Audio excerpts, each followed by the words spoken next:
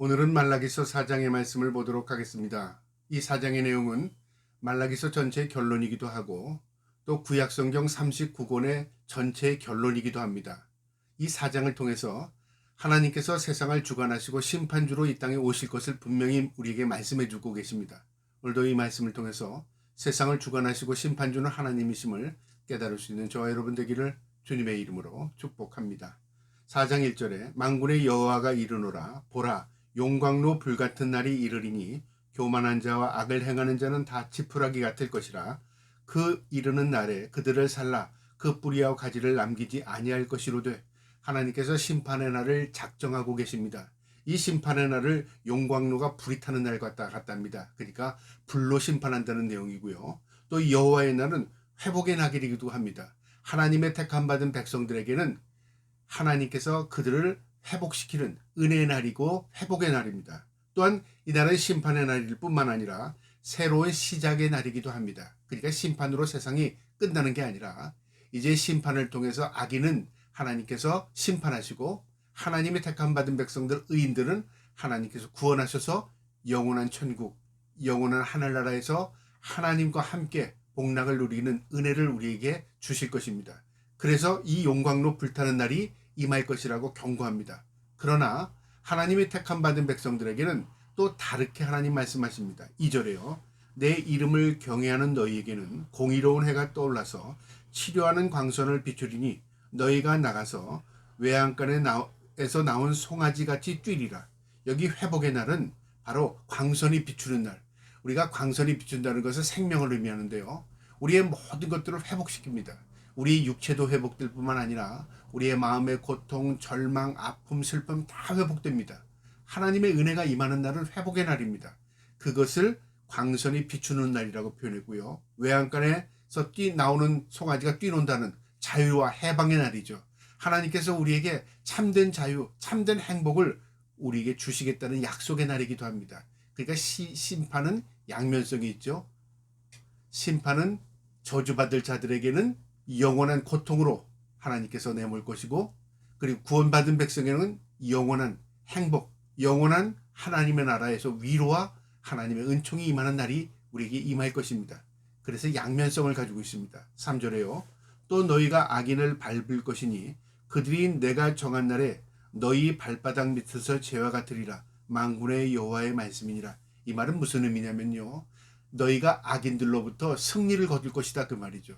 우리가 이 땅에 사는 동안은 악인이 흥황하는 것 같고 악인이 더 잘 되는 것 같고 선하게 사는 사람보다 악하게 사는 사람들이 더 누리고 사는 것 같이 우리가 눈으로 보여질 때가 있습니다. 그러나 심판의 날이 임하게 되면요. 오히려 악인들이 밟히게 된답니다. 하나님의 심판 아래서요. 이것을 무엇으로 표현하냐면 마치 정한 날에 너희 발바닥 밑에 재와 같을 것이라. 죄는 한번 밟으면 완전히 부스러집니다. 그러니까 승리의 날이 될 것이다. 그것을 우리에게 상징적으로 보여주는 날입니다. 4절에요. 너희는 내가 호렙에서 온 이스라엘을 위하여 내 종 모세에게 명령한 법, 곧 율례와 법도를 기억하라. 하나님의 말씀을 기억하고 살라는 것입니다. 우리가 이 땅에 사는 동안에는요. 하나님의 은혜를 간구하면서 하나님의 말씀을 붙들고 하나님의 법을 붙들고 사는 것이 생명의 길입니다. 이 생명의 말씀을 지키고 사는 자들에게는 하나님께서 영원한 복락을 누릴 수 있는 천국을 우리에게 예비해 주십니다. 그러나 우리가 하나님의 말씀을 저버리고 살면요.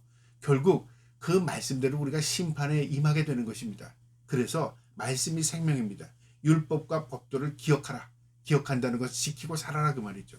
5절에 보라 여호와의 날 크고 두려운 날이 이르기 전에 내가 선지자 엘리야를 너에게 보내리니.